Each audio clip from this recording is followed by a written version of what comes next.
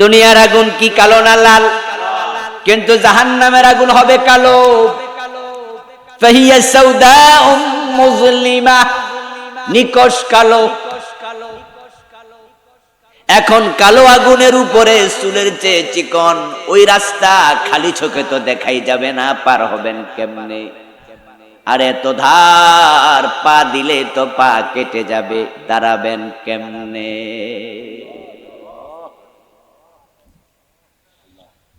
কোরআনে আল্লাহ বলছেন ওয়া ইম মিনকুম ইল্লা ওয়ারিদুহা ওয়া কানা আলা রাব্বিকা হাতমান মাকদিয়া। একজন মানুষও বাদ নাই যাকে সেটা পার না হয়ে বাঁচবে, যেটা পার না হইয়া ছুটি পাবে একজনও বাদ নাই। নবী রাসূল উম্মত সবাইকে এটা পার হয়ে জান্নাতে যেতে হবে, পার না হইয়া কারো মুক্তি নাই। কানা আলা রাব্বিকা হাতমান মাকদিয়া, এটা তোমার রবের চূড়ান্ত সিদ্ধান্ত। সুবহানাল্লাহ পড়েন না ভাইয়েরা? আল্লাহর কথার স্টাইল দেখছেন যে এটা আমার চূড়ান্ত সিদ্ধান্ত। আচ্ছা, আল্লাহর সিদ্ধান্তের বাহিরে যাওয়া যাবে? ওরে বাবা, কেউ বাদ না। ওয়া ইম মিনকুম ইল্লা ওয়ারিদুহা, একজনও বাদ না, সবাইকে পার হওয়া। এখন কেমনে পার হবেন? আল্লাহ বলছে এবার শোনো, সুম্মা নুনাজ্জিল্লাযীনা তাকাউ, যারা মুত্তাকি ভালো মানুষ তাদেরকে আমি আল্লাহ নিজে পার করাবো। নুনাজ্জি, আমি মুক্তি দেব, আমি পার করাবো।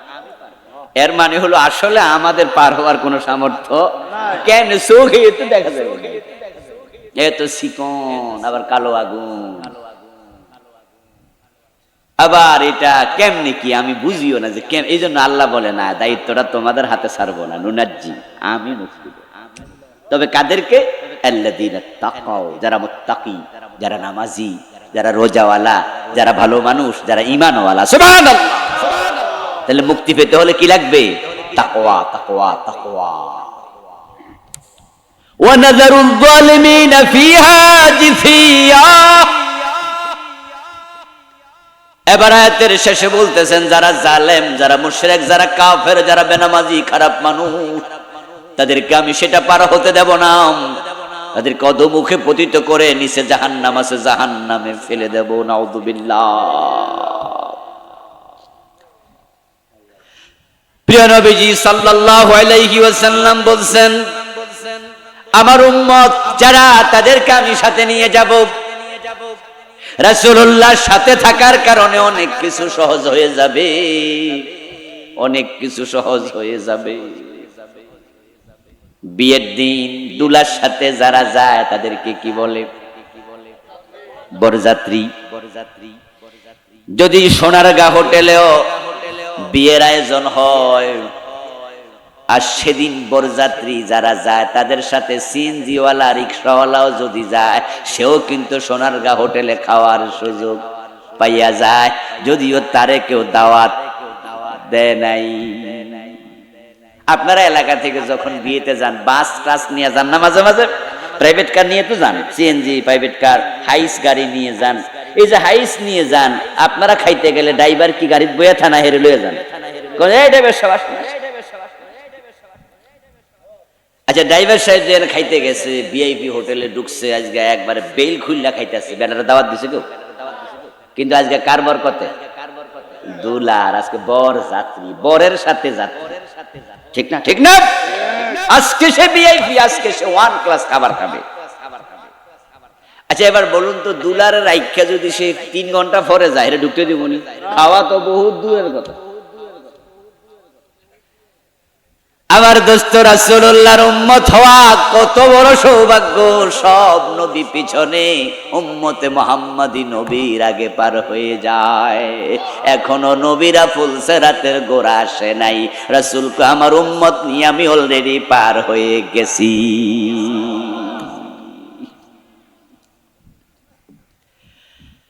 ও প্রিয় ভাইরা, ফুলসিরাত পার হলেই তো জান্নাত।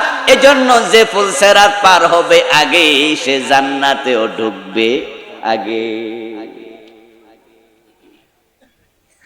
রাসূলুল্লাহ সাল্লাল্লাহু আলাইহি ওয়াসাল্লাম আল্লাহ তাআলা বলছেন, ওয়া তারাল মুমিনিনা ওয়াল মুমিনাতি ইয়াসআ নূরুহুম বাইনা আইদিহিম ওয়া বিআইমানিহিম বুশরাকুমুল ইয়াওম। সুবহানাল্লাহ। ইয়াওমা তারাল মুমিনিনা ওয়াল মুমিনাত, ও প্রিয় নবীজি বলছে, রাতের গোড়ায় যখন আপনি দাঁড়াবেন, আপনি তখন দেখবেন আপনার উম্মত যখন আপনার সাথে যাবে, যাদের ঈমান আছে, ঈমানওয়ালা নারী পুরুষ, তারা বলছে রাতের কাছে যাওয়ার সাথে সাথে আমি আল্লাহ তাদের ডান পাশ থেকে, বুকের দিক থেকে ঈমানের নূর জ্বালাইয়া দেব। কোরআনের আয়াত, কোরআনের আয়াত। ইয়াউমা, সেদিন, তারা, আপনি দেখবেন, আল মুমিনিন, মুমিন পুরুষ, ওয়াল মুমিনাত, মুমিন নারী, ইয়াসআ নূরুহুম, তাদের ঈমানের নূর জ্বলবে। সুবহানাল্লাহ। জ্বালায়া দেবে কে? আল্লাহ। তখন আপনি দেখতে পাবেন, এই তো ফুলসেরাত দেখা যায়, তারপরে আপনারা আমলের আলোকে পার হবেন। রাসূলুল্লাহ সাল্লাল্লাহু আলাইহি ওয়াসাল্লাম বলেছেন, আমার উম্মতেরা সে ফুলসেরাত পার হবে কেউ বিদ্যুতের গতিতে, কেউ বাতাসের গতিতে, কেউ দ্রুতগামী ঘোড়ার গতিতে, এক একজন এক এক গতিতে পার হবে, কেউ হেঁটে হেঁটে পার হবে, সর্বশেষ হামাগুড়ি দিয়ে পার হবে। যে আমল কম, ঈমান আছে সামান্য, তার ঈমানের আলো একবার জ্বলবে আরেকবার নিভবে, সে নিতম্বের উপর ভর দিয়া ক্রলিং করে করে পার হতে পারবে। যার ঈমান নাই, ফুলসেরাত পার হওয়ার কোনো সুযোগও নাই।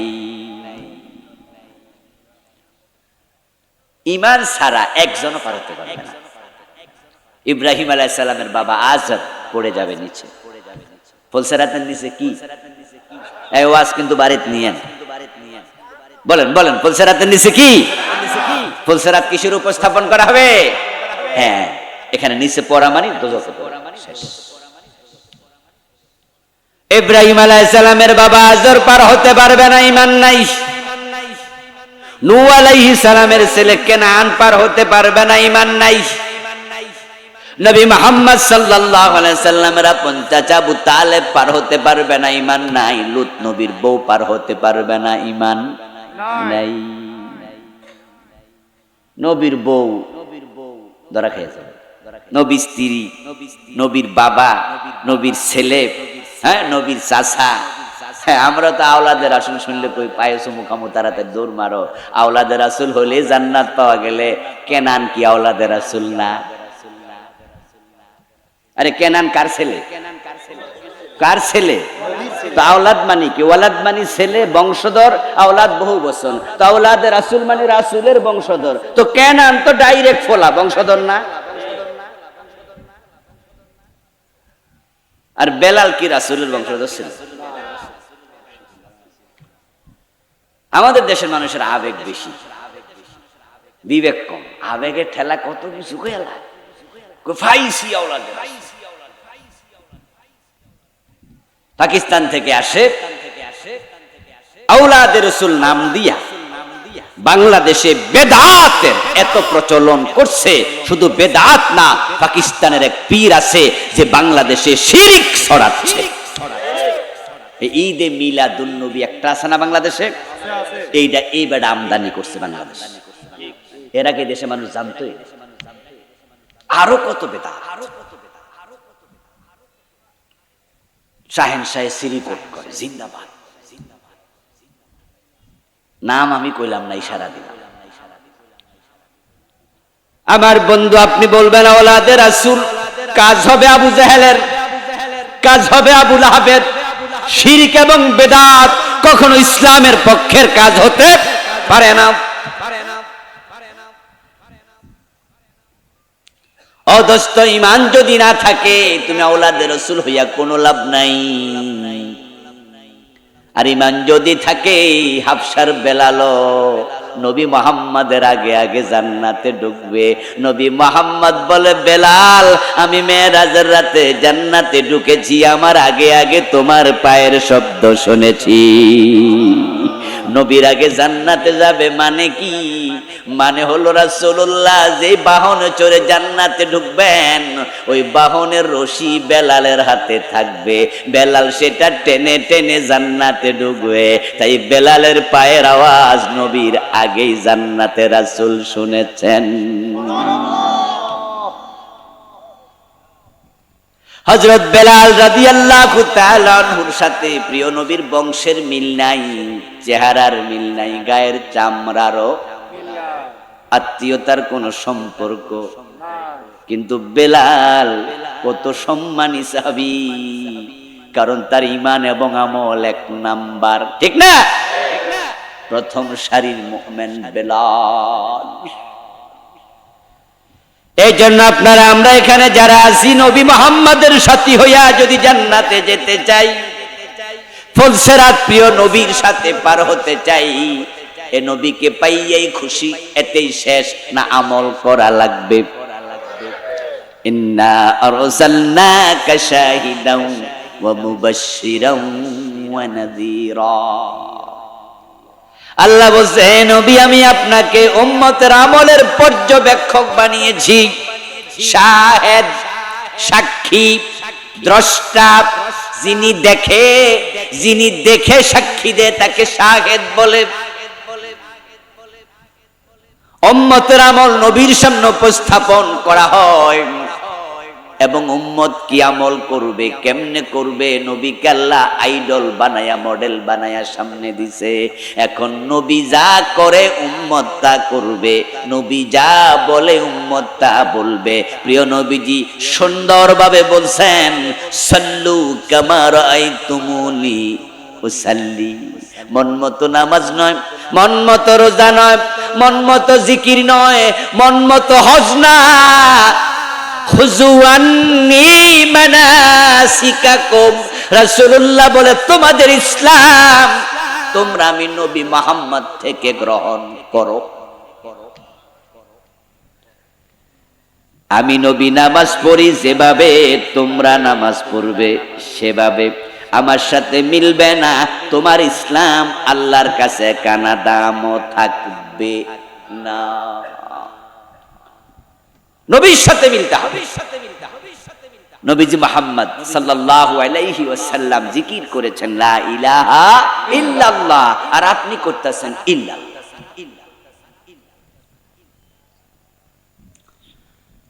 হুজুর আপনি কইতাছেন ইল্লাল্লাহর বিরুদ্ধে, অথচ আমার পীর সাহেব তো কইতা জায়েজ। আমি বলবো দোস্ত, কি জায়েজ কি না জায়েজ, কোনটা করা যাবে কোনটা করা যাবে না, কোন পীরের কথাই চলবে না, কোন হুজুরের কথাই চলবে না, কোন ব্যক্তির কথাই চলে না। ইসলাম চলবে আল্লাহ এবং তার নবীর কথা মতো।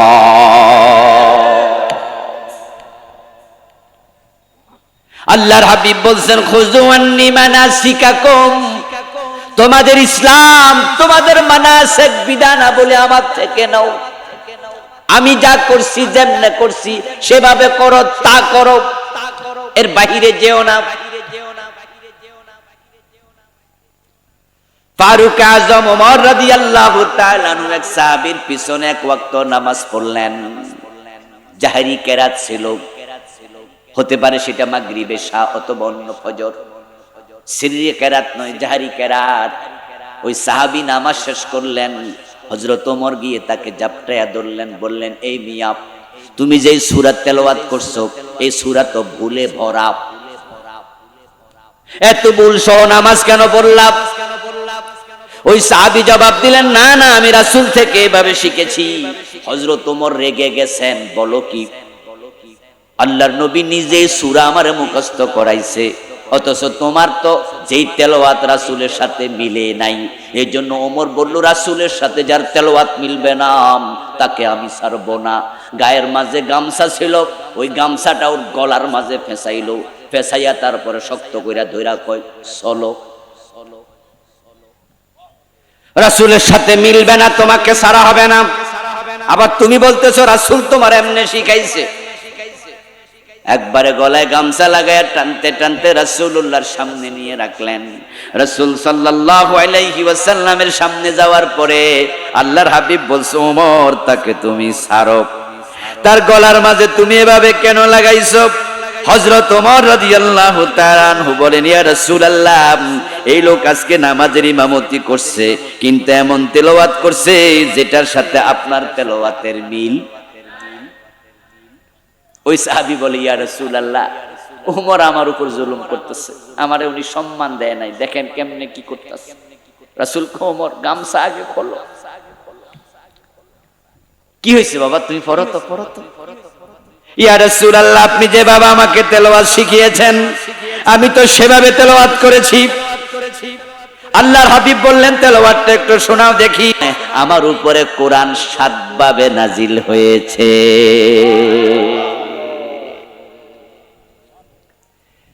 হযরত ওসমান পর্যন্ত মূলত 7 কেরাত अवेलेबल পড়া হতো।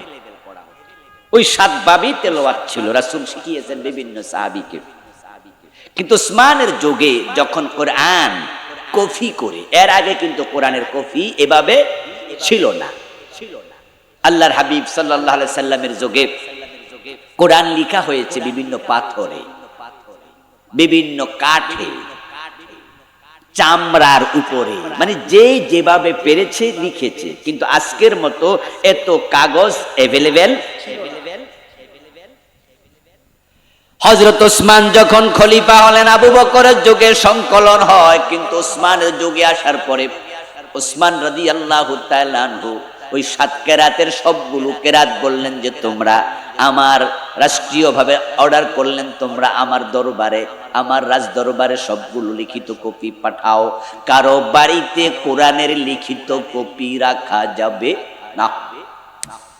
যার বাড়িতে, যার কাছে কোরআনের লিখিত যত ফলক আছে, কাঠ আছে, পাথর আছে, কাগজ আছে, চামড়া আছে, যা আছে সব আমার দরবারে জমা দাও। তো সব জমা দেওয়া হলো। শুধুমাত্র কুরাইশদের ভাষা যেটা, ওই ভাষার কোরআনটা রেখে বাকি সবগুলোকে হযরত ওসমান শেষ করে দিলেন, ধ্বংস করে দিলেন। এখন তামাম পৃথিবীতে কোরআন কয় ভাষায়? এই জন্য এখন আর কোনো মিল নাই। তবে হ্যাঁ, 7 কেরাতের চর্চা এখনো পৃথিবীর বিভিন্ন দেশে আছে। যেমন মিশরে জামিয়া আল আজহারে কেরাতে 7 উপরে আলাদা ইনস্টিটিউশন আছে। আমার বন্ধু, আমার আলোচনার মূলটা কিন্তু এটা নয়। মূল কথা ছিল রাসূলের সাথে মিলা লাগবে। হযরত ওমর যখন দেখলেন ওর তেলাওয়াত রাসূলের সাথে মিলে নাই, গলার মাঝে গামছা লাগালেন কেন? ওমর এত কঠিন কেন হলেন? এর কারণ রাসূলের কথার বাহিরে, কাজের বাহিরে চলার কোনো অধিকার, বলার কোনো অধিকার উম্মতের নাই। আচ্ছা, আপনাদের এলাকায় কি ব্রিক ফিল্ড আছে? ইট বানায় যায়, আছেন?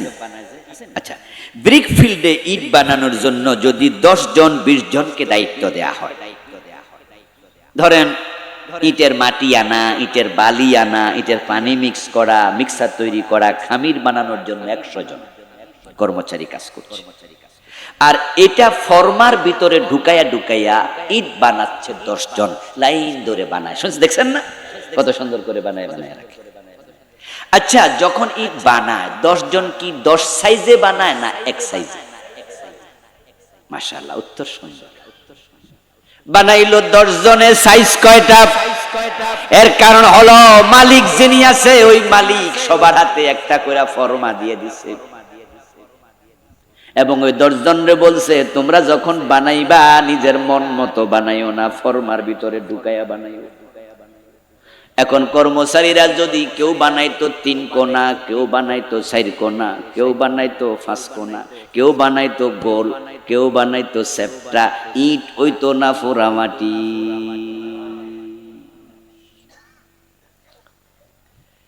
যদি 10 জনের 10 রকম বানায় আগুনের ভিতরে ঢুকাইয়া দিত, আর এগুলা আগুন দিয়া জ্বালাইতো, এগুলোর নাম ইট হতো না, এগুলো দিয়া বিল্ডিং বানানো যেত না, এগুলো পোড়া মাটি হতো। এই পোড়া মাটি যদি বিভিন্ন জায়গায় ফালাইয়া দেয়, ওই এলাকায় গাছগাছালিও জন্ম নেয় না। এ দিয়ে দেশের ক্ষতি হয়, পরিবেশ নষ্ট হয়। আর যখন ইট সাইজ মতো হয়, তা দিয়ে শহর নগর তৈরি হয়, ঠিক না? এখন রাসূলের ইসলাম আল্লাহ দিছে একরকম, কুল ইন কুনতুম তুহিব্বুনাল্লাহ ফাত্তাবিউনি ইউহিব্বুকুমুল্লাহ। ও প্রিয় নবীজি, আপনি বলুন, তোমরা যদি আল্লাহকে ভালোবাসতে চাও, আল্লাহর ভালোবাসা পেতে চাও, একটা কাজ করো, ফাত্তাবিউনি, আমি নবী মুহাম্মদকে অনুসরণ করো। এখন আপনাদের কাছে আমার কথা, আমার রাসূল ইল্লাল্লাহ জিকির জীবনে একদিন করছে এমন কোন হাদিস নেই।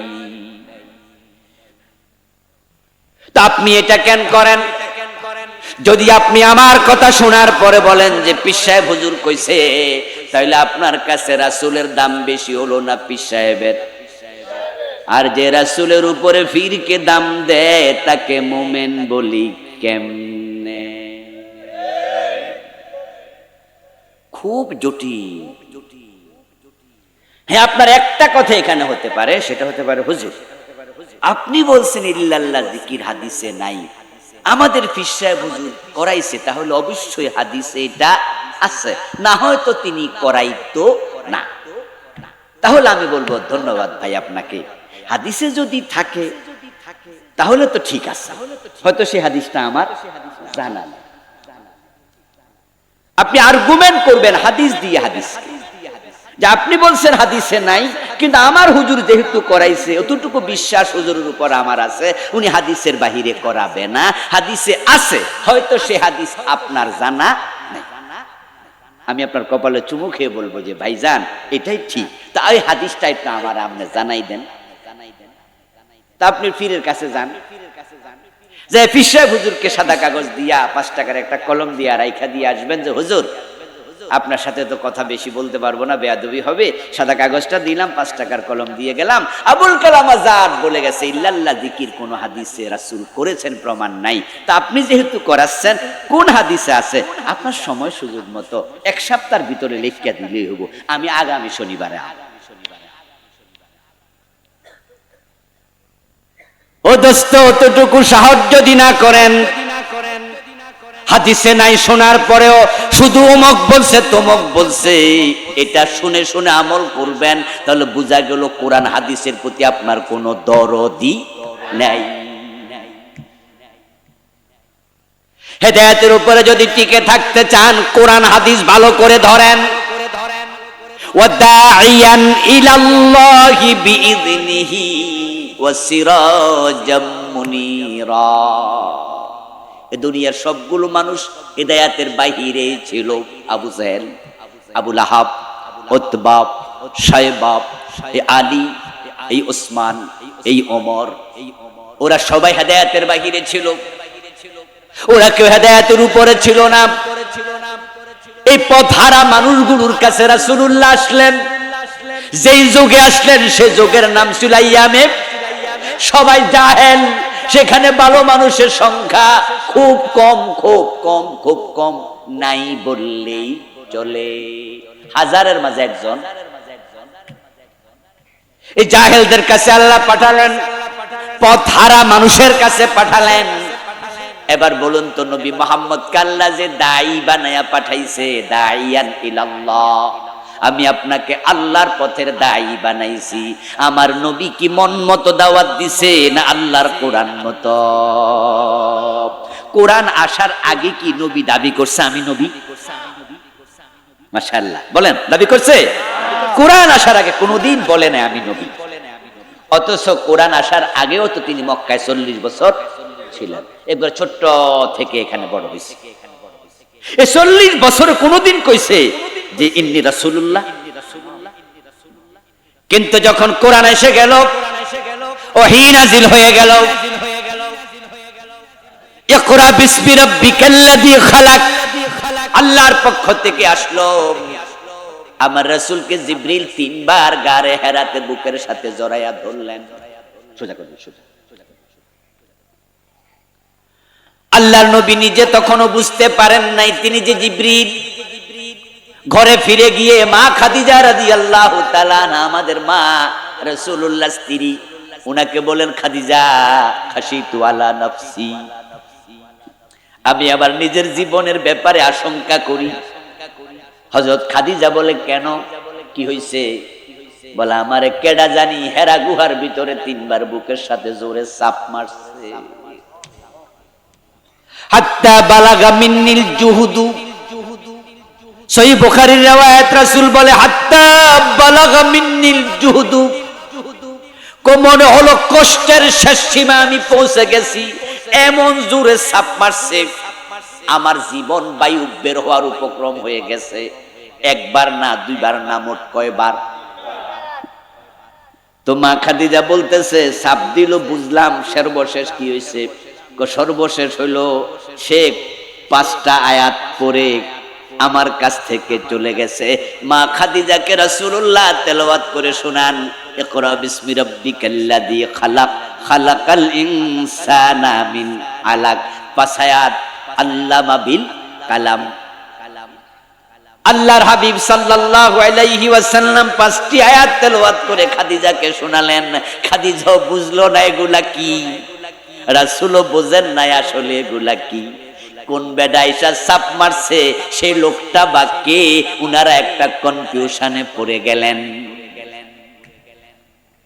এবার মা খাদিজা বলতেছে হুজুর আপনি ভয় পায়েন না, ওয়াল্লাহি কাল্লা ওয়াল্লাহি মা ইউখজিকাল্লাহু আবাদা ইন্নাকা লাতাসিলুর রাহম ওয়া তাহমিলুল কাল্লা ওয়া তাকসিবুল মা'দুম ওয়া তুঈনু আলা নওয়াইবিল হাক্কি।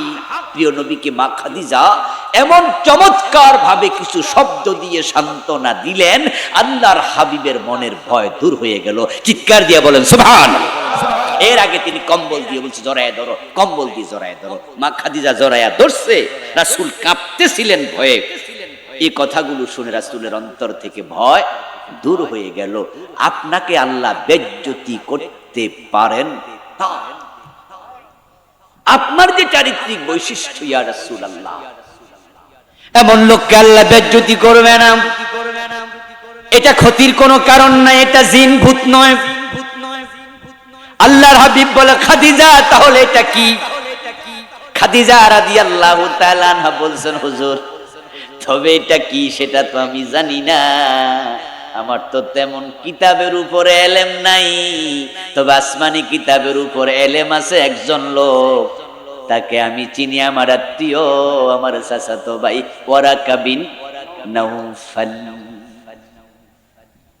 আল্লাহর হাবিব ওয়ারাকাকে চিনেন, চলে গেলেন খাদিজাকে সাথে নিয়ে। হযরত ওয়ারাকা বিন নাউফাল তিনি তাওরাতের ইনজিলের অনেক বড় পণ্ডিত আলেম ছিলেন। তখন তিনি বয়োবৃদ্ধ, চোখের আলো নাই, বুড়া হয়ে গেছেন, চোখে দেখেন না। পুরা হিস্ট্রি শুনে ওয়ারাকার সাথে সাথে বললেন হাযান নামুস আল্লাযী নাযালাল্লাহু ইলা মূসা, ও মুহাম্মদ ইবনে আব্দুল্লাহ ভয় পেও না, এ তো জিবরিল আমিন, আল্লাহ যারে মূসা নবীর কাছে পাঠাইছে। তুমি তো নবী, তুমি তো শেষ নবী। আমি তাওরাতে পড়েছি, ইনজিলে পড়েছি, জিবরিল আমিন ওহী নিয়ে আরেকবার পৃথিবীতে আসবে, এক ব্যক্তির কাছে আসবে, এরপরে আর আসবে না। আমি আজকে বুঝেছি তুমি সেই ব্যক্তি। সুবহানাল্লাহ। আমরা সৌভাগ্যবান উম্মত, এরপরে আর কোন নবী নাই, আমরা শেষ নবী পেয়েছি, শেষ উম্মত পেয়েছি। আল্লাহর হাবিব সাল্লাল্লাহু আলাইহি ওয়াসাল্লাম কে আল্লাহ কোরআন দিয়ে পাঠালেন, তিনি এবার দাবি করছেন আমি নবী। এবার এই দাবিটার জন্য তিনি মানুষের কাছে গেলেন দাবি আদায় করতে। আমার দাবির সাথে কে কে একমত? আমি নবী মুহাম্মদ কোরআন নিয়ে এসেছি, আবু বকর কে আমি কোরআন মানতে রাজি, ওমর কে আমিও রাজি, ওসমান বলে আমি রাজি, আলী বলে আমি রাজি। এইভাবে 1.25 লক্ষ সাহাবী রাজি হয়ে গেল। নবী মুহাম্মদের আনিত কোরআনও মানে, হাদিসও মানে, সবাই নবীর সাথে আউয়ালে দুখুল ফিল জান্নাহ হবে, প্রথম কাতারে জান্নাতি হবে। এখন আমরাও যদি নবীর সাথে জান্নাতে যেতে চাই, রাসূলের রেখে যাওয়া কোরআন এবং হাদিস মেনে নেয়া সর্বান্তঃকরণে দরকার আছে না নাই? একদিনের মাহফিলে সব বলা যাবে না, আইডিওলজি দেয়া যায়, কনসেপ্ট দেয়া যায়। আপনারা যারা আজ পর্যন্ত ইল্লাল্লাহ জিকিরের পক্ষে ছিলেন আছেন, আপনি আপনার পীরের কাছে কালকে পরশু সময় সুযোগে যাবেন, আপনার হুজুরের কাছে যাবেন, গিয়ে বলবেন যে কোরআন হাদিসে কোথায় আছে ইল্লাল্লাহ জিকির নবী মুহাম্মদ করেছে দেখান। যদি দেখাতে না পারে তাহলে এই জিকির আর করা যাবে না। কেন করা যাবে না?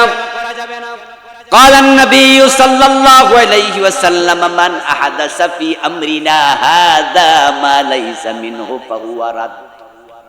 প্রিয় নবীজি বলেছেন, আমার দ্বীনের মাঝে যা ছিল না নতুন করে কেউ যদি বানায় সেটা বাতিল, সেটা গ্রহণ করা যাবে না। প্রিয় নবীজি ঈদ উদযাপন করেছেন দুটা, ঈদুল ফিতর, ঈদুল আজহা। বলেন ঈদুল ফিতর, এই দুই ঈদে নামাজ আছে কিনা, খুতবা আছে কিনা, এই দুই ঈদ উদযাপনের শরঈ সিস্টেম আছে কিনা, রাসূল নিজে এগুলো আমাদেরকে আমল করে দেখাইছে। ঈদগাহে যেতেন এক পথে, আসতেন আরেক পথে। ঈদের খুতবা দিতেন পরে, দুরাকাত নামাজ পড়তেন আগে, জুমার নামাজের খুতবা দিতেন আগে, নামাজ পড়তেন পরে। আল্লাহর নবী ঈদের নামাজ, ঈদের খুতবা, ঈদ উদযাপন সব শিখাইয়া গেলেন। অথচ 1400 বছর পরে এসে উম্মতেরা বলে না না না, সকল ঈদের সেরা ঈদ ঈদে মিলাদুন্নবী। ঈদে মিলাদুন্নবী রাসূল নিজে করেন নাই, কোন সাহাবী করে নাই, একটা হাদিসেও নাই। ঈদে মিলাদুন্নবী এই বাক্যটাই হাদিসে নাই। করা তো দূরের কথা, বাক্যটাই নাই। শুধু বাবু মিলাদিন নবী সাল্লাল্লাহু আলাইহি ওয়াসাল্লাম নামে তিরমিজিতে একটা হাদিসের বাব আছে। এটা রাসূলের জন্ম নিয়ে আলোচনা, ঈদ নিয়ে না। ঈদ কয়টা? তোমরা ঈদ বানাইছো। ইসলামকে বিকৃত করতে করতে করতে করতে দেখা যায় যে এখন জিকির এমন বিকৃত হইছে, কিছু জিকির আছে কি শব্দ কয় বুঝিয়ে না, আসেনি? আচ্ছা কিতা কইছে এটা? আচ্ছা হু হু এটা কোন জিকির? আরো সিস্টেমে তোর অভাব নাই, জিকির করতে করতে হইয়া যায়, বইয়া যায়, খাড়ায়া যায়, এমনে দেখছেন না? করাতি জিকির, কোদালি জিকির, কারেন্টের জিকির। আমি ভিডিও দেখলাম একবার, অনেক রকমের জিকির দিছে কে জানি বানায়া। দেখলাম যে পীর সাহেবের কাছে যায়, উনি শুইয়া দিলে আবার কারেন্ট ধরলে যেমন মানুষ এরকম করে, এরকম করতে করতে পিছে আবার জিকির করতে করতে গাছের আগায় উঠতে যায়। আসেনি? আমাদের চাঁদপুরে আছে, বিভিন্ন জায়গায় আছে। এসকো নাকি আমাদেরকে বলে যে এটা আপনারা বুঝবেন না। আচ্ছা প্রিয় ভাইয়েরা, আমি তাদের বিরোধিতা করার খাতিরে বিরোধিতা করছি না, আমি ইসলামের ব্যাপারে বলছি। আল্লাহ এবং রাসূলের কথার বাহিরে ইসলাম নাই, ঠিক কি না? সাহাবারা রাসূলকে ফলো করছে, আমরাও করব, ঠিক কি না? দেখেন ইসলামকে সাহাবারা কিভাবে ফলো করছে। এজন্যই তো সাহাবীদের মাঝে কোনো জাহান্নামী নাই। সুবহানাল্লাহ পড়েন। সাহাবীরা কি মাসুম? এই আলেম ওলামারা বলেন সাহাবীরা কি নিষ্পাপ? সাহাবীরা মাসুম? মাসুম কে? নবী। মাসুম হলো আম্বিয়া। তো সাহাবীরা মাসুম না, এ শব্দ দিয়ে বোঝা যায় তাদেরও কিছু ভুল ত্রুটি হতে পারে। এরপরও সবাই জান্নাতি, কারণ তারা ভুলের উপরে অটল থাকতেন না। ভুল হলে তওবা করতেন, মাপ চাইতেন। আর তাদের যদি কিছু ভুল থাকেও, তাদের ভুলের চেয়ে নেকামল অনেক বেশি।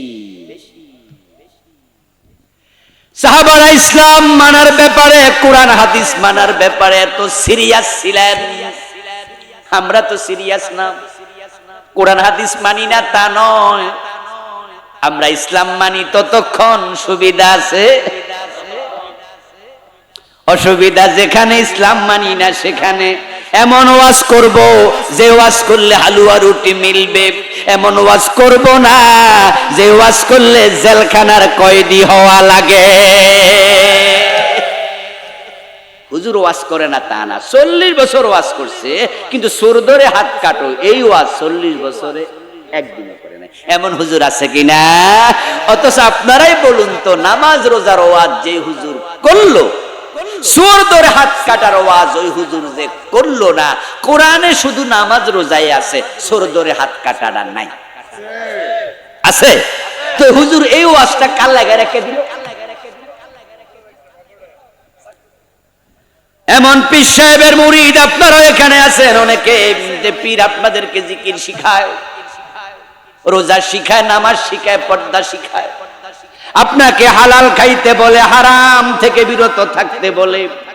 ওই পীরের চেহারার দিকে তাকালে মনে হয় নূর চমকাচ্ছে, উনিও সুন্নাহর বাহিরে চলে না। কিন্তু এই পীর সাহেব আল্লাহর জমিনে আল্লাহর আইনে দেশ চালাইতে হবে, এই ওয়াজ একদিনও করে নাই। এমন পীর সাহেব আছে না নাই? আচ্ছা না, এত শক্ত কথা কইেন না। আমরা মানুষকে অশ্রদ্ধা করতে চাই না,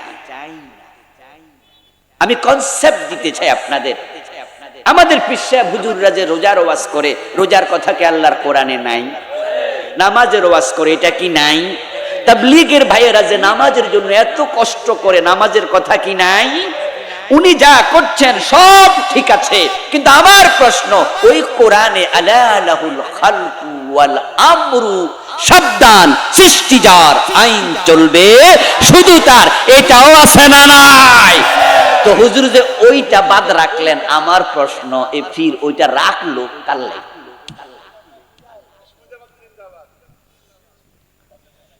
এখন প্রবলেমটা কোথায়? যে কিছু বলে কিছু বলে না, কোনো কারণ কি নাই এর পিছে?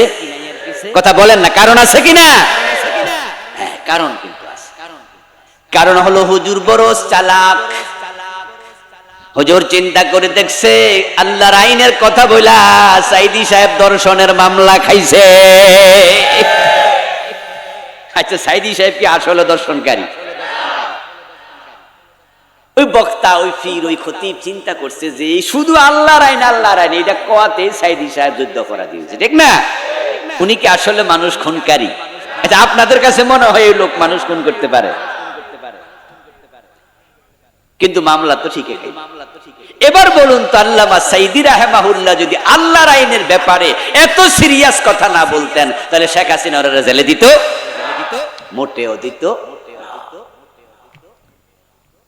হুজুর পীর সাহেব চিন্তা করে দেখছে, যদি আমি মদের বিরুদ্ধে কথা বলি, মদ খাইলে আসিবাত লাগাও, তাহলে এলাকায় যারা মদ খায়, মদের ব্যবসা করে, তারা আমার বিরুদ্ধে খেপে যাবে। যদি আমি বলি চোর ধরে হাত কাটার আইন লাগবে, তাহলে কত নেতা চোর আছে, বরং বাংলাদেশে নেতারাই সবচেয়ে বড় চোর। ভালো নেতা আছে সংখ্যায় বড়ই।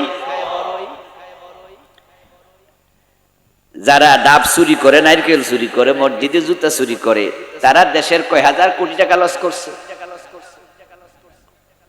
30 বছর জুতা চুরি করেও 10 লাখ টাকা জমাতে পারবে না। নারকেল চুরি, ডাব চুরি করে, ছাগল চুরি, গরু চুরি করে 100 বছর 1 কোটি টাকা জমাতে পারবে না। কিন্তু আমাদের নেতারা এক খোঁচায় কলমে 1000 কোটি টাকা চুরি করে। অধিকাংশ নেতা অসৎ। এই অসৎ নেতার কারণেই তো বাংলাদেশটা 53 বছরও ধনী দেশ হতে পারেনি, বরং বর্তমানে অবস্থা তো এত খারাপ, ব্যাংকে গেলে একসাথে 10 লাখ টাকা এখন দিতে পারে না, এমন ব্যাংক অনেক। বরং 11টা ব্যাংক বন্ধ হওয়ার ঝুঁকিতে আছে। আচ্ছা, আমরা যারা সাধারণ গ্রাহক আছি, আমরা আমাদের 5 টাকা পাইয়া পরে 1000 টাকা আমরা ব্যাংকে নিয়ে রাখি, যে আমরা মনে করি বাড়িতে চুরি হইতে পারে, ডাকাতি হইতে পারে, হারায় টারায় যেতে পারে, বাড়িতে থাকলে রিস্ক আছে, তাই ব্যাংকে রাখলে আমি জমাই 10-20 বছর পরে আমি তুলবো, আমার এটা কাজে লাগবে। এখন ব্যাংকওয়ালারা আমরা টাকা লইয়া সব বিদেশ চলে গেছে, সিঙ্গাপুরে চলে গেছে। এই যে এসালাম গ্রুপ, জানেননি আপনারা? ইসলামী ব্যাংকের হাজার হাজার কোটি টাকা নিয়ে, শুধু ইসলামী ব্যাংক না, আরাফা ব্যাংকের, এক্সিম ব্যাংকের, সোশ্যাল ব্যাংকে, গ্লোবাল ব্যাংকে আব্দুল্লাহ মোহাম্মদ তাহের, ডক্টর আব্দুল্লাহ মোহাম্মদ তাহের 14 গ্রামের সাবেক এমপি, জামাত ইসলামীর নায়েবে আমির, নাম শুনছেন তো? গতকালকেও আমি ওনার সাথে মাহফিল করছি, উনাদের 14 গ্রাম আমারও বাড়ি, উনারও বাড়ি। উনার বক্তৃতা উনি বললেন যে ব্যাংকের একজন বড়, এক ব্যাংকের এমডি, চেয়ারম্যান আর এমডি দুজনে তো বড় অফিসার নাকি, ব্যাংকের সেরা অফিসার, বলতেছেন যে স্যার এই যে আলমেরা তারা এই দেশের হাজার হাজার কোটি টাকা ব্যাংকে মানুষ জমাইছে আর ওরা শুধু ব্যাগে ঢুকেছে। আপনারা ঘাম পানি করছেন, রিক্সা চালাইছেন, দিন মজুরি করছেন, অনেক কষ্টে ডিম বেচে লাউ বেচে আমাদের গরিব মা বোন জমাইছে। আচ্ছা, ভিক্ষুকের টাকা কি ব্যাংকে অ্যাকাউন্ট নাই? 2-4 জন ভিক্ষুক আছে না, যে যারাও তো 50,000 টাকা মাইয়া বিয়াদের জন্য জমাইছে। ভিক্ষুকও তো ভাবে যে আমার মাইয়াটা বড় হইতেছে, আমিও তো এটা বিয়া দেয়া লাগবে, তা আমিও যদি আমার ভিক্ষার টাকা থেকে 10 টাকা 20 টাকা করে জমাইয়া 50,000 1 লাখ করি, তাহলে আমি বিয়ে দেওয়ার সময় টাকাটা আমি খরচ করব। এ সালামরা কি করলো? ভিক্ষুকের টাকা লইয়া খেয়ানত কাকে বলে? ওই নেতা অফিসার বলতেছে, স্যার এত হাজার কোটি টাকা উনারা যে সিঙ্গাপুর নিয়ে গেল, মালয়েশিয়া নিয়ে গেল, আপনি কি ভাবছেন নেত্রী জানে না? কয় আফা জানে না এটা। আচ্ছা, আফা না জানলে, অর্থমন্ত্রী না জানলে বেড়া নিল কেন? এই জন্য সে অফিসার বলছে অর্ধেক আফারে দিছে, অর্ধেক এসকালমে নিছে। আমাদের তাহের ভাই বললেন, আমি আশ্চর্য হলাম, দেশের যিনি অভিভাবক তিনি প্রজার টাকা চুরি করে কেমনে? আল্লাহর গজব এমনে আসে নাই, এই মানুষের চোখের পানি বদদোয়া গজব হিসাবে নাজিল হয়েছে।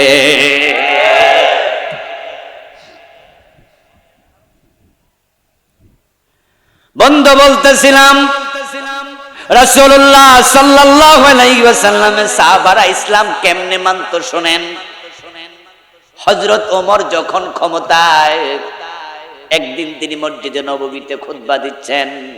ওমর কি মসজিদের মুসল্লি ছিল না ইমাম ছিল? রাষ্ট্রের প্রজা ছিল না রাজা ছিল? এখন আমাদের নেতারা কেউ ইমাম হয় না, ইমামরা কেউ নেতা হয় না, ঠিক কি না? আমরা এটা আলাদা করে ফেলছি। আমরা সিদ্ধান্ত নিছি কোন হুজুর নেতা হইব না, আর কোন নেতা হুজুর হইব। দিস ইজ আওয়ার ইসলাম। আর ওমরের দিকে তাকান, দিস ইজ অরিজিনাল ইসলাম। ওমর মসজিদেরও নেতা, রাষ্ট্রেরও নেতা, ঠিক না? অর্ধ পৃথিবীর শাসক, আবার মসজিদে নববীর ইমাম। আরে আমাদের বাইতুল মোকাররমের খতিব যিনি, উনি যে ডক্টর ইউনুস হতো, আব্দুল মালেক সাহেব না হইয়া যদি ডক্টর ইউনুস হতো, এর আগে যিনি প্রেসিডেন্ট ছিলেন আমাদের সুপ্পু না খুপ্পু, কি নাম? শাহাবুদ্দিন চুপ, এর আগে আব্দুল হামিদ। আচ্ছা ভাবেন তো, যদি আমাদের প্রধানমন্ত্রী পুরুষ মানুষ হতো আর মসজিদ বাইতুল মোকাররমে তিনি খতিব হতেন, জুমার দিন তার 30 মিনিটের বক্তৃতা, যেই কথাগুলো বলতেন এক একটা আইনের মতো হয়ে যেত।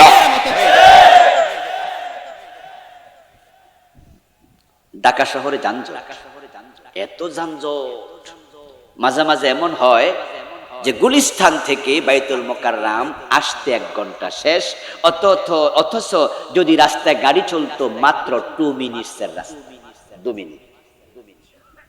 কারণ 2 কিলো থেকে 2.5 কিলো রাস্তা, 2 মিনিট আসতে 1 ঘন্টা শেষ। প্রাইভেট কার দাঁড়ায় আছে, ড্রাইভারও ঘুমাইতেছে। বাইতুল মোকাররমের খতিব নিজে আসতে লেট, যানজটে পড়েছে, কোন রকম কষ্টে আইসা হাঁপাইতে হাঁপাইতে ওযু কইরা মিম্বারে উঠছে। ওইটা উনি রাগের ঠেলায় কইল, এই ট্রাফিক পুলিশ তোমরা কোথায়? রাস্তায় যদি তোমরা থাকতা তাহলে এত যানজট হতো না। ট্রাফিকের যিনি প্রধান আছে তাকে কালকে তলব করা হবে, আমার অফিসে আসতে হবে। বাইতুল মোকাররমের খতিবের তলবে আইজিপি আইব তো, ট্রাফিক পুলিশ আইব তো, যানজট কমব তো। কিন্তু এই কথাটা যদি সরাসরি ডক্টর ইউনূসের মুখ দিয়ে আসতো আর তিনি বাইতুল মুকাররমের খতিব হতেন, তাহলে ট্রাফিক পুলিশের পায়জামা গরম হয়ে যেত। একটা বক্তৃতা আগামী 1 মাস ঢাকা শহরে যানজট হতো না। উনি বলতে পারতেন যে যানজট যদি আর দেখি অফিসার বরখাস্ত করা হয়। উনার কথাই আইন। এই জন্য ইসলাম রাষ্ট্রপ্রধানকে বানিয়েছে বড় মসজিদের ইমাম। রাসূল নিজে ইমাম ছিলেন, মদিনার প্রেসিডেন্ট। কবি নজরুল বলেছেন, ওমরের ব্যাপারে অর্ধ পৃথিবী করেছো শাসন, ধুলার তখ্তে বসে খেজুর পাতার প্রাসাদ তোমার বারে বারে গেছে খসে। ওমর প্রেসিডেন্ট, জুমার দিন খুতবা দিচ্ছিলেন। খুতবা চলাকালে হযরত ওমর বললেন, এই শোনো লোকেরা, আমার কাছে একটি মেসেজ এসেছে, মেয়ের বাবারা নাকি তারা মোহর নিয়ে বাড়াবাড়ি করছে, যে এত টাকা না দিলে মেয়ে বিয়ে দেব না। এখন রিকশাওয়ালা 5 লাখ টাকা মোহর চায় মাইয়ার। বাংলাদেশে এরকম শুরু হয়েছে। আর মেয়ে যদি প্রাইমারি স্কুলে শিক্ষিকা হইতে পারে তাহলে তো খবর আছে। বলে, এটা হলো আমার মাইয়া না, এটা সোনার ডিম পাড়া হাঁস। আমার মেয়ে বিয়ে করে নিবা, প্রতি মাসে মাসে 30,000 টাকা 20,000 টাকা বেতন খাইবা, বিয়ে দেব এই মেয়েটাকে 10 লাখের নিচে কিসের মোহর?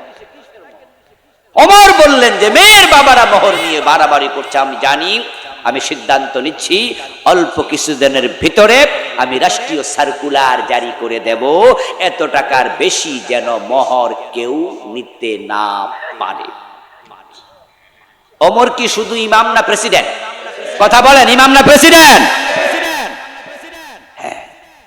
হ্যাঁ, আপনাদের এলাকায় যদি বড় মসজিদের খতিব সাহেব বলে, আগামী ইউনিয়ন নির্বাচনে এই ইউনিয়নে আমি প্রার্থী হব, এই মুসল্লিরা, আপনারা তো আমার মসজিদে 3000 5000 মুসল্লি আসেন, আপনারা আমার পক্ষে কাজ করলেই তো আমি চেয়ারম্যান হব।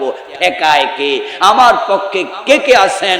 দেখবেন যে যারা হালকা পাতলা মুসল্লি, এলাকায় ছোটখাটো লোক, হেরা বলবো হুজুর আসি, আর যারা নিজেরা নেতা টাইপের, হেরা মাথা নিচু করবে আর বলবে হুজুর তোমার চাকরি খাই। ঠিক কিনা? ঠিক কিনা? আরে হুজুর আবার যে চেয়ারম্যান হওয়ার শখ হয়েছে রে। আমার বন্ধু দেখেন, হযরত ওমর প্রেসিডেন্ট, ওমর আবার নেতা, এটা আপনি জানলেন, কিন্তু আপনার মসজিদের ইমাম এলাকার নেতা হোক, এটা আপনার পছন্দ হয় না। বরং কিছু ভালো মুসল্লি আছে যারা নামাজের পরে হুজুরের হুজরায় যাবে, গিয়ে হুজুরের সাথে বসে বলবে, হুজুর আপনারে কত ভালোবাসি, এই মসজিদে আপনি যখন থেকে ইমাম খতিব তখন থেকে মসজিদ সারা জুমা পড়ি না, কিন্তু আজকে আপনি কি বেজাল লাগাইলেন, আপনি মসজিদে বললেন যে ইউনিয়নের চেয়ারম্যান হবেন, এইটা আপনার জন্য মানায় না। যারা চেয়ারম্যান হয় মেম্বার, ওরা তো বাটফার, এগুলো তো সিটার হইব, বাটফার হইব, ওই গম সরে হইব। হুজুর আপনার মতো একজন ভালো মানুষ চেয়ারম্যান, হুজুর এটা হয় না, হুজুর আপনি দয়া করে একটু থামেন। আশ্চর্য মুসলমান, যদি তুমি এই ভালো মানুষকে চেয়ারম্যান বানাতা তাহলে গম চুরি হতো না, ঠিক না? তোর এলাকায় ঘুষ খাইয়া বিচার উল্টানো হতো না, ন্যায় বিচার সমাজে কায়েম হতো। ভালো লোকদেরকে চেয়ারম্যান, মেম্বার, এমপি বানানো দরকার আছে না? না। হযরত ওমর তো প্রেসিডেন্ট, উনি যে বললেন আমি সার্কুলার জারি করব, পিছন থেকে একজন মহিলা মুসল্লি দাঁড়ায় গেল। কি মুসল্লি? কথা বলেন, কি মুসল্লি? তাহলে মসজিদে ওমরের যুগে মহিলা মুসল্লিও, কিন্তু আমাদের ইসলামে এটা আবার জায়েজ নাই। ওমরের ইসলামে এটা ছিল যে মসজিদে জুমার দিন পুরুষও আসবে, বাচ্চারাও আসবে, মহিলারাও আসবে। রাসূলের ইসলামে ছিল, রাসূলুল্লাহ সাল্লাল্লাহু আলাইহি সাল্লাম বলেছেন, পুরুষরা সামনের কাতারে দাঁড়িয়ে যাইবা, বাচ্চাদেরকে মাঝের কাতারে দিবা, মহিলারা পিছনের কাতারে থাকবা। এখনো মদিনার মসজিদে মহিলাদের আলাদা জায়গা আছে কি না? এই যারা গেছেন তারা শুধু জবাব দেন। আছে? আছে। তো রাসূলের ইসলামেও ছিল, ওমরের ইসলামেও ছিল, মদিনার ইসলামে এখনো আছে, শুধু বাংলাদেশে এটা নাজায়েজ। এই দেশের হুজুররা ফতোয়া দিছে মহিলা মসজিদে আসিতেই পারিবে না। সমস্যা কি? পর্দা। তাহলে রাসূলের যুগে মহিলারা পর্দা বুঝতো না, ওমরের যুগও বুঝতো না, এখন কারো মক্কা মদিনায় বোঝে না। আমাদের হুজুররা যখন আবার মক্কায় যায়, ঠিকই বেটা বউ লইয়া কাবা শরীফে হাজির হয়। বউ তো লাড়ি লইয়া খাড়াই থাকবো, তুমি প্রতি রাকাতে 1 লাখের সওয়াব নিবা, আমারে হোটেলে রাইখা যাইবা, সিটকানি মাইরা রাখমু।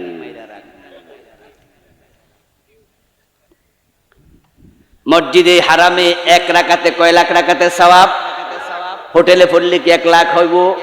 এই জন্য আমাদের হুজুরা মক্কায় গেলে আবার মাসলা ভুলা যায়, তখন নিজের বউটাকে হাতে করে হারামে নেয়, হারামে নিয়ে কয় ওই যে মহিলাদের জায়গা আছে তুমি হিয়ানে যাইয়া পড়ো, আমি পুরুষের জায়গায় পড়ি। তাহলে বোঝা গেল নারীদের জন্য মসজিদে আলাদা জায়গা করার সিস্টেম 1400 বছর আগে ছিল, এখনো মক্কা মদিনায় আছে। আমি মিশর, কাতার, দুবাই, আলহামদুলিল্লাহ আরো কত দেশে আল্লাহ আমাকে নিয়েছে, আমি দেখেছি একটা মসজিদ আরব বিশ্বে পাবেন না যেখানে নারীদের জন্য একটু জায়গা রাখা হয় না। নট এ সিঙ্গেল মসজিদ। আপনারা অবাক হবেন, যেখানে ওই যে ফুয়েল স্টেশন আছে না, গাড়ির তেল ভরে, তো যেখানে গাড়ির তেল ভরে মাঝে মাঝে আমরা তো ওখানে নামাজ পড়ি কিনা? বাংলাদেশেও কিন্তু আলহামদুলিল্লাহ মসজিদগুলো তো ছোট ছোট মসজিদ বানায়। ফুয়েল স্টেশনে যেখানে ছোট্ট নামাজের জায়গা, ওখানেও মাঝখান দিয়ে একটা পর্দা টানিয়া দিয়া, এ পাশে লেখা দরজা আলাদা মুসাল্লান নেসা, ও পাশে লেখা মুসাল্লার রিজাল। ওই একজন হুজুর পিছন থেকে জিজি করছে, মানে উনি দেখছে।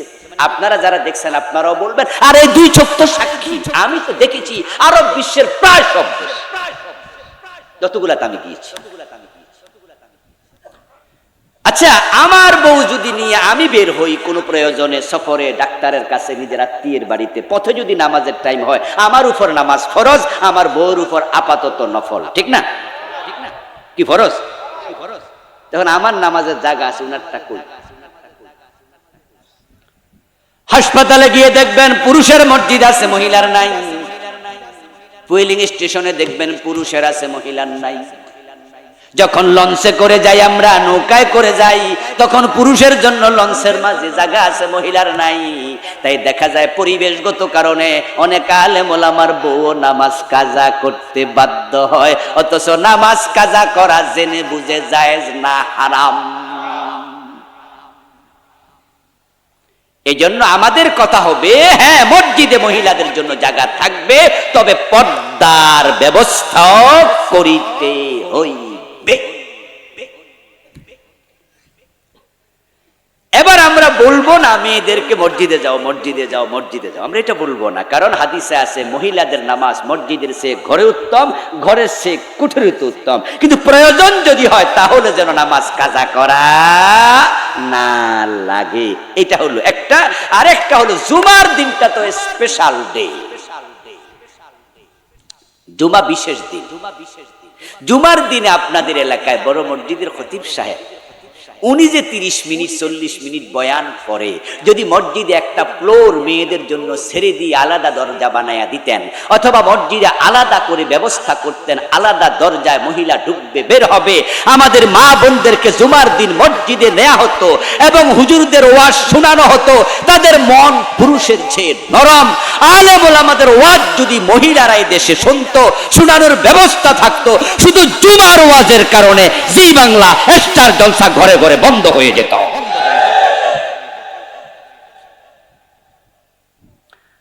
আপনারা যারা জানেন তারা জবাব দিয়েন, স্টার জলসা জি বাংলা পুরুষরা বেশি দেখে না মহিলারা বেশি দেখে? হ্যাঁ, উত্তর সঠিক। পুরুষরা এগুলো খুব আগ্রহী না, মাঝে মাঝে হয়তো কোনো পুরুষ দেখে, কিন্তু মহিলারা এমন ফোক, কোনোদিন মিস হইলে দিনের বেলা কাজা আদায় করে।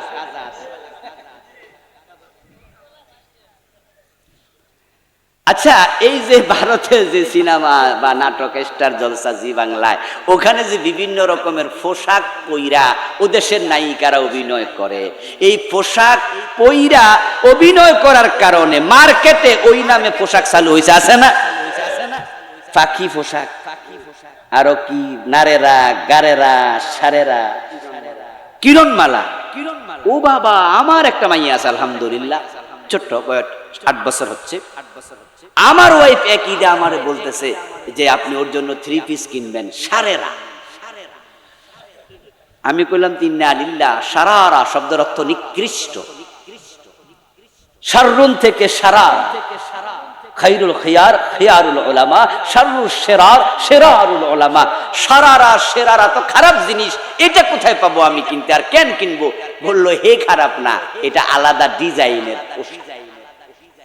আমি আবার শান নজুল জানতে চাইলাম যে এইটা নাজিল হওয়ার কারণ কি, যে এইটা আসলো কোত্থেকে। পরে আবার বলল যে এটা জি বাংলা স্টার জলসা থেকে নাজিল হয়েছে। আচ্ছা, এবার বলুন তো, ওখানে কি পুরুষরা অভিনয় করে না? শুধু মহিলা দিয়ে কি নাটক হয়? তো পুরুষের নামে এরকম পোশাক কেন হলো না? এর কারণ হচ্ছে পুরুষরা এগুলার প্রতি তেমন আগ্রহী না। যেই জি বাংলা স্টার জলসার কারণে বাংলাদেশে মুসলমানের ঘরগুলো এখন সিনেমা হল হয়ে গেছে।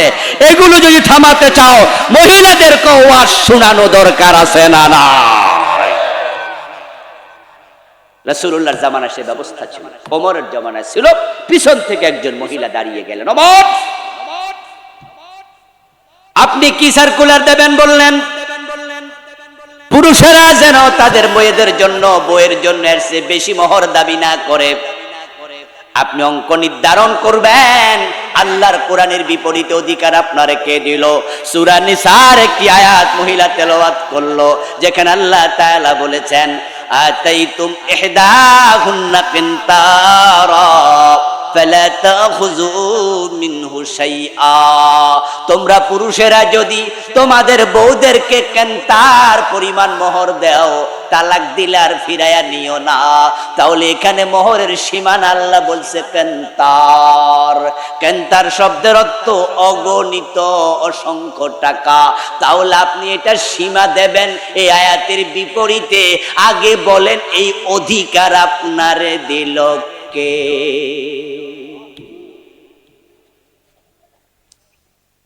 হযরত ওমর যখন এই মহিলার কথা শুনলেন, সাথে সাথে ওমর সাথে সাথে কথা উল্টো করলেন। আতাইতুম ইহদাহুন্না কিনতারা, এই আয়াত ওই সময় হযরত ওমরের জেহেনে ছিল না। মাঝে মাঝে আমাদেরও এমন হয় যে আয়াত ভুললেই যাই, এরকম হয় না ঘটনা?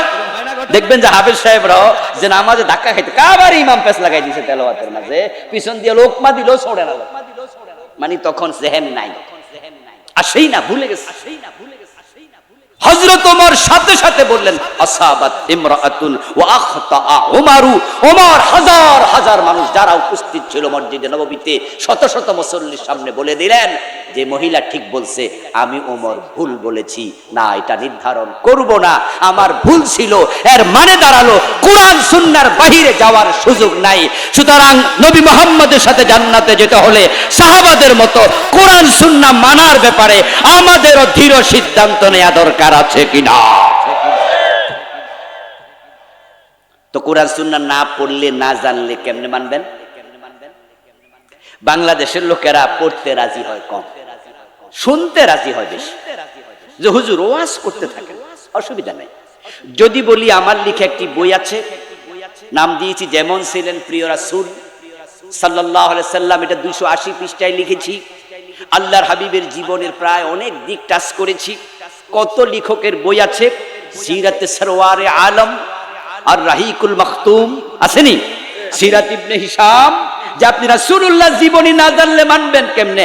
একটা বই পড়েন কমপক্ষে। বলে হুজুর ফহরায় যে ঝামেলা, পড়বে না।